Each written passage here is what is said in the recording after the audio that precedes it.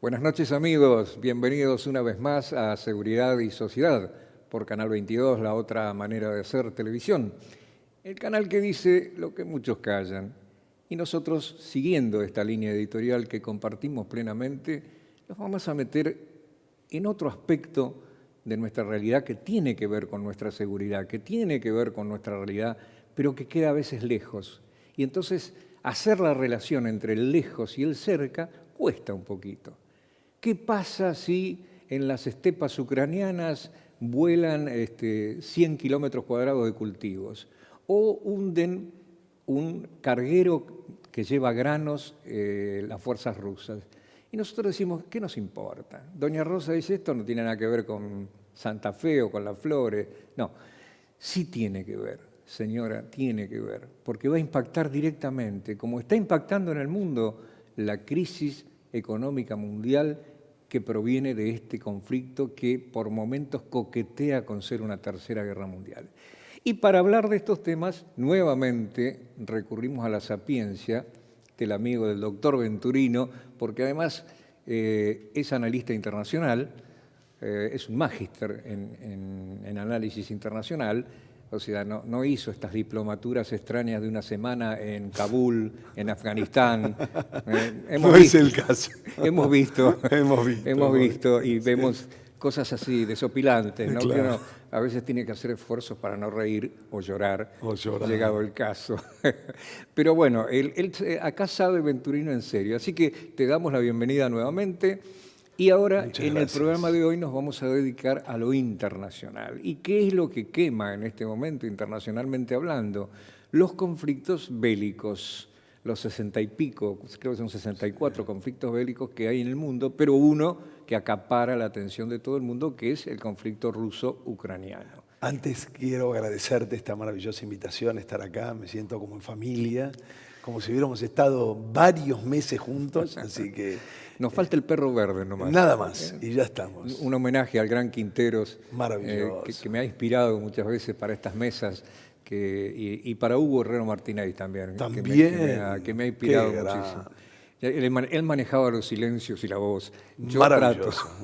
Lo intentamos nosotros. Lo intentamos con resultados disímiles, amigos, pero lo intentamos.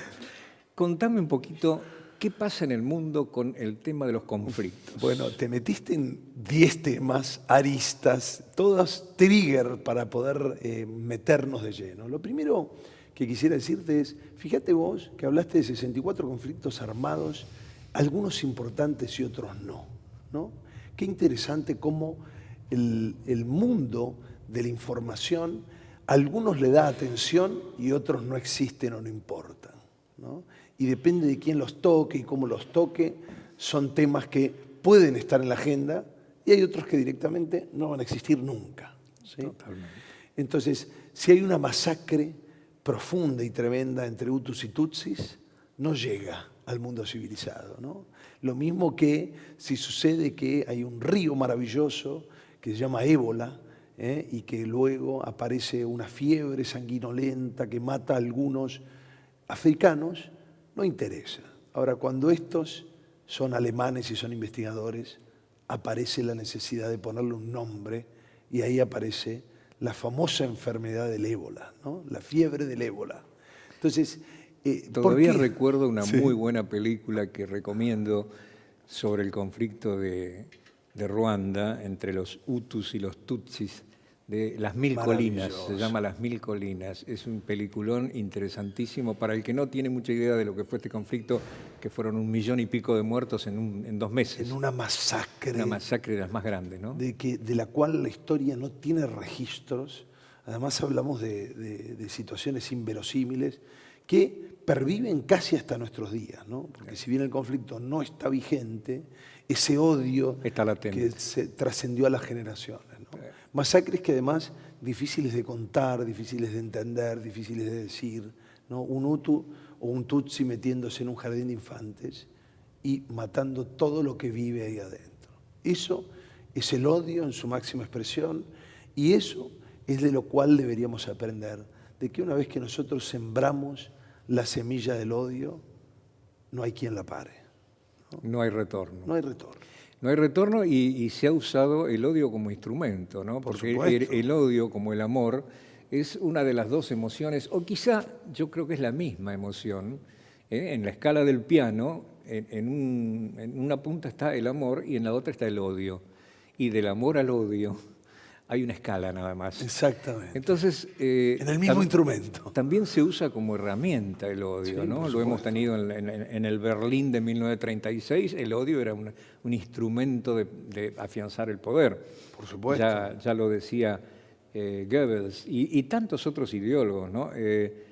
Me hacías acordar recién con el tema de las masacres el pensamiento de Saddam Hussein, ¿no? Saddam Hussein tenía un general que le decían el químico porque gaseaba poblaciones enteras y cuando quisieron que opinara al respecto, ya prisionero Saddam Hussein, por qué había gaseado a ciudades enteras su segundo, digamos, su al-Láter, dijo porque no conviene dejar enemigos chicos, porque el hijo que sobrevive al padre muerto después va a tomar su causa.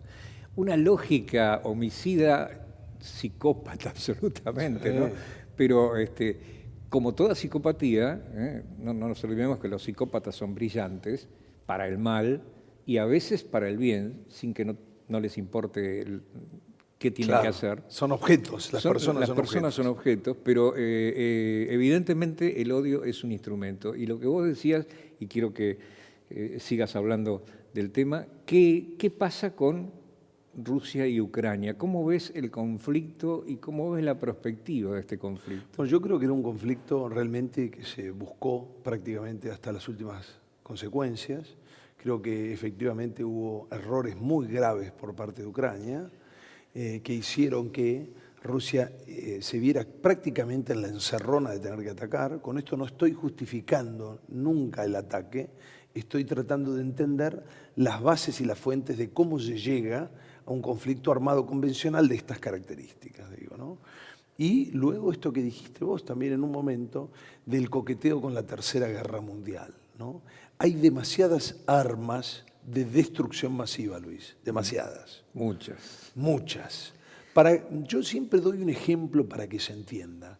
En términos de cabezas nucleares, Rusia tiene la misma cantidad que los Estados Unidos. De hecho, tiene algunas más, una treintena más. Pero no es este el tema menor, sino que además de tener el ejército, uno de los ejércitos más temibles, vos sabés que la carrera armamentística no dejó nunca de crecer. ¿Qué significa? Que todos los años se invierte más y más en la carrera armamentística. Ha habido Entonces, la guerra tibia, ¿no? Ya no es fría, pero claro. la guerra siguió siendo tibia, Sí, no nos sí. engañemos todos estos años, ¿no? Está ahí. Y Putin, que proviene de un sector duro, como es las fuerzas de seguridad del Estado, tiene una formación determinada que lo hace muy previsible, pero también lo hace muy difícil al momento de la negociación. Claro que No sí. nos olvidemos que él viene de la KGB y de la Stasi. Él fue delegado ante la Stasi de la KGB en su momento, digámosle al público, la Stasi era la policía de Alemania Oriental, y Putin hizo algunos años allí de la mano de un padrino que tenía en la KGB, y luego volvió a la KGB de la mano de Boris Yeltsin y hizo toda su carrera, ¿no? Y tiene Estamos hablando de un altísimo mando y además una formación que, por supuesto, durísima. yo diría que más que transforma a las personas en máquinas y por qué no de matar, ¿no? En un punto, ¿no? Y no se concibe, claro, es otra mentalidad, no es la mentalidad occidental, es casi una mentalidad oriental. No se concibe el hecho del surrender, la rendición, ¿no? Es No hay posibilidad. Porque él sabe que no puede rendirse porque cae inmediatamente. Ya lo tenemos a Kadyrov, Ramzan Kadyrov, queriendo llevarse a los chechenos y además acusando a los generales rusos, ¿no? Vos me lo dirás. Sí. O sea, tenemos que entender que esto una vez que comienza no termina y como decimos, pareciera para el ciudadano de a pie, para alguien que te vas a cruzar aquí en la zona de tribunales, que el mundo está en paz. Pero todo lo contrario, vos dijiste esa guerra tibia, ¿no? Digo, lamentablemente los intereses mundiales están movilizados por la guerra, ¿sí? Que es un enorme... Yo he escrito un artículo que algún día compartiremos, que es la madre de todas las industrias.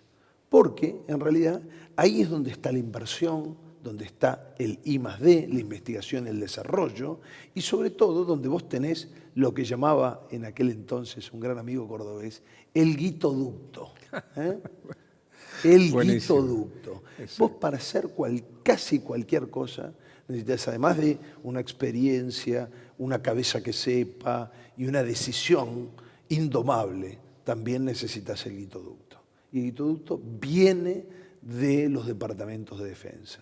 Te voy a hacer una preguntita para que el público también se la haga. Es una pregunta, digamos, un poquito tramposa, pero fácil a la vez. ¿Quién es el principal empleador del mundo? Vamos a Hay ver. una tentación, generalmente la gente piensa, bueno, en grandes supermercados, ¿no? No, las Fuerzas Armadas.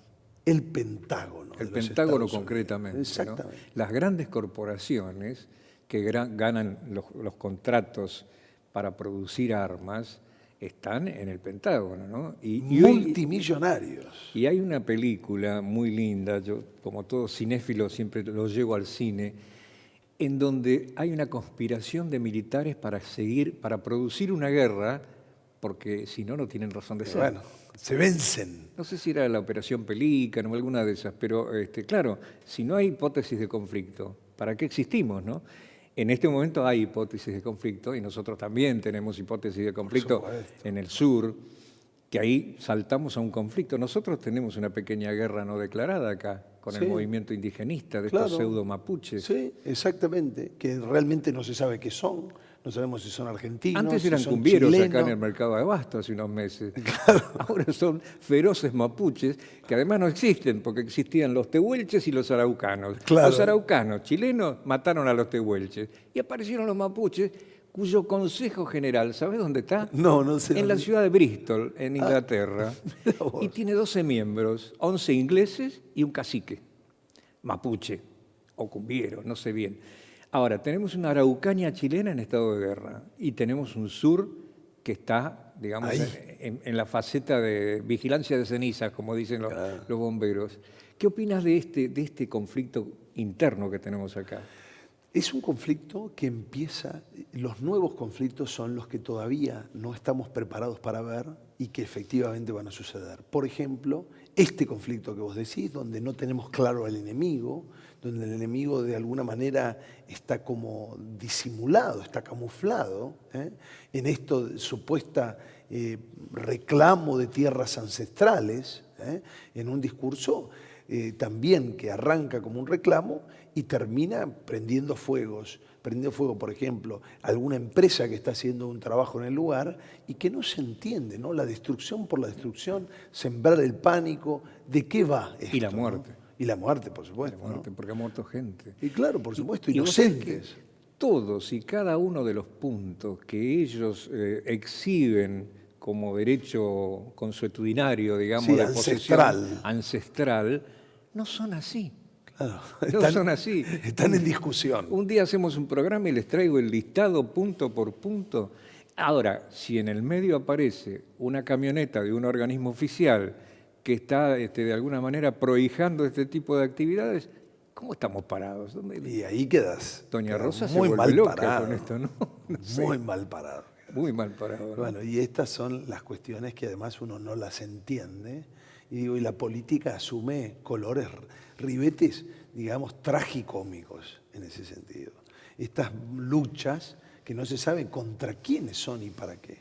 Pero lo más importante es entender que una vez que se siembra, como te decía, la semilla del odio, en el caso de Hutus y Tutsis, tuvo que ver con el conquistador. No había diferencias entre ellos.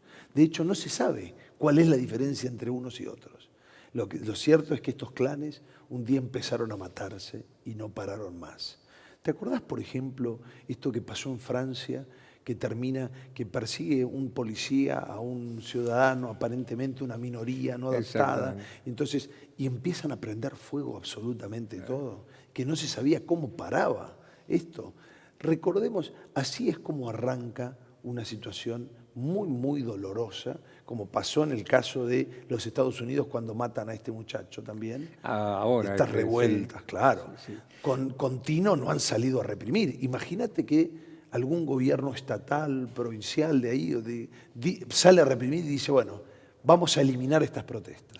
Nosotros tenemos una suerte, porque alguna suerte teníamos que tener, ¿no? Algo. Es como el cuento de Dios, dice, pero no sabe la gente que le voy a poner adentro. La Argentina, país generoso si los hay, pero nosotros no tenemos, por lo menos en superficie, no tenemos ese racismo que sí tiene Estados Unidos y que en las fuerzas policiales muchas veces, que son muy severas en su accionar y que eso no está mal, porque son el brazo armado de la administración y tienen que hacer cumplir y con ellos no se joroba. Y cuando dicen alto es alto, porque si no, y acá Chocobar estuvo preso no sé cuánto, procesado. Sí. Con un ciudadano americano viniendo a defenderlo, que era la víctima apuñalada, ¿no? Una cosa esquizofrénica totalmente. Digo, nosotros lo único que tenemos son minorías en el norte, los huichís, y hay tantos otros pueblos como los tobas, que están languideciendo en aras de alguna compañía minera que se va a quedar con las reservas. Claro, se va a quedar con todo. Pero no hay ese racismo instalado, quizá porque tuvimos la suerte, entre comillas, no tenemos racismo por la fiebre amarilla. Claro. Que mató toda la gente afro que había en el país en su momento, y por eso creo que no nació. Si no, seríamos racistas, ¿verdad? También seríamos racistas. Igual tenemos guerras intestinas entre nosotros que no hemos resuelto, que tienen que ver con esto del odio y esto que decíamos nosotros. Fíjate cómo 35 familias y 15, 16, 14 corporaciones deciden el destino de la Argentina. Digo, ¿para qué están? Hoy hablamos de la corporación judicial, hablemos también, digamos, de una clase dirigente que no cumple ninguna función frente a esas 35 familias y 16, 14 o 18 corporaciones que deciden la suerte de todos nosotros. Sí. Digo, ¿para qué tenemos instituciones? ¿Para qué tenemos democracia? ¿Para qué se supone que somos un pueblo libre si en realidad en la práctica no lo somos? Es verdad. Vos sabés que es una verdad que duele, que cuesta procesar, pero sí, nosotros somos, como decía Lin Yutang, una hoja en la tormenta, ¿no? Es decir, la sociedad ve lo que consume, por ahí tiene la suerte de consumir este programa en donde somos un poco díscolos, no nos gusta que nos monten en pelo, pero después tenemos otros programas que forman opinión y eso es gravísimo, ¿no? Que son absolutamente funcionales a un status quo, a un orden establecido, a una bajada de línea, que se divide entre mercenarios y, digamos, aduladores del bien y del mal de un lado y del otro, pero nunca el pensamiento crítico. Nosotros en ese sentido, tanto vos como yo y los que nos miran, somos hijos de la duda filosófica. Exactamente, y además hay una frase que siempre me quedó, ¿no? De una película que dice, los tercios no se rinden, ¿no? En algún momento, en la batalla de Rocroi, cuando los franceses, ya queda un tercio viejo de Flandes, muy chiquitito, y actúa este muchacho de San Lorenzo, actor argentino que están en Hollywood. Ah, un campeón. Bueno, él hace Viggo Mortensen. Viggo Mortensen hace de Alatriste, sí. Y dice, los tercios no se rinden, y son masacrados después si él sobrevive. Pero acá no nos rendimos, acá no rendimos. Nos censuran, fake news, alguna que otra amenaza siempre no tiene. ¿Qué es la vida sin una amenaza también? Claro. ¿No? Pero de una todas mancha maneras, más al tigre. Exactamente. Y además la historia siempre corre por cuenta de quien la cuenta, ¿no? Siempre hay un culpable en las historias, siempre, ¿no? Siempre. De acuerdo al que la cuenta. Sobre todo en los divorcios, vos lo sabrás. Claro. Si le preguntamos a Caperucita quién era el zorro, ¿no? Yo digo, en ese sentido, y déjame decirte esto nada más, ni siquiera lo escuchemos al zorro, mirá lo que te digo, no lo escuchemos, pero que tenga un juicio justo, al menos. Exacto. No digo, escuchemos la otra campana del zorro, en este caso que era el victimario, al menos que tenga un juez natural y un juicio justo. El indubio pro reo, que no Mínimo. quiero que se me escape, no tiene que ver con lo internacional, pero es un tema que nos quedó del otro programa. Hagámoslo. Indubio pro reo, presunción de inocencia. Nosotros dos tenemos un dime y diretes, no nos queremos, tenemos un odio visceral, que a veces pasa, un odio a primera vista, como los amores. A mí me pasa, a veces yo lo despierto también, pero bueno, será la barba. Qué bueno que lo digas. Será la barba, que me la dejé por Chiche Heiblum, que le mando siempre mi agradecimiento. Y entonces vamos en el ascensor, salimos y vos me denunciás porque te amenacé de muerte en el ascensor. Sin testigos, es tus dichos contra el mío. ¿Y cómo resolvemos esto? Con testigos de abono únicamente, con Claro. testigos de concepto. Pero ha costado campañas políticas eso. Sí, por supuesto. Ha Por costado. supuesto. No solo eso, además, qué fácil hoy es armar una causa, por ejemplo, de acoso, donde la atención está puesta principalmente en la víctima. Que por supuesto la víctima merece ser escuchada, merece poder decir. Sabemos que hay casos de femicidio donde las mujeres van a denunciar 14 veces y no le dan bolilla. Pero también tenemos el otro caso, el extremo, in extremis, donde alguien aprovecha un aparato para decir, este me dijo, este me hizo. Hace 22 años me tocó la oreja y entonces lo denuncio hoy porque lo estuve procesando 22 años y ahora que es muy millonario y juega al fútbol en Dubái, entonces... Es interesante. ¿Es cierto? Sí. Y consigo un colega nuestro que seguramente va a defender ahí Esa honor, causa. el honor de la fémina. Claro. Pero hablando de esto están los tribunales internacionales, porque hoy es el tema internacional. ¿Qué va a pasar con los crímenes de guerra ruso-ucranianos? ¿Qué pensás vos cómo va a terminar eso?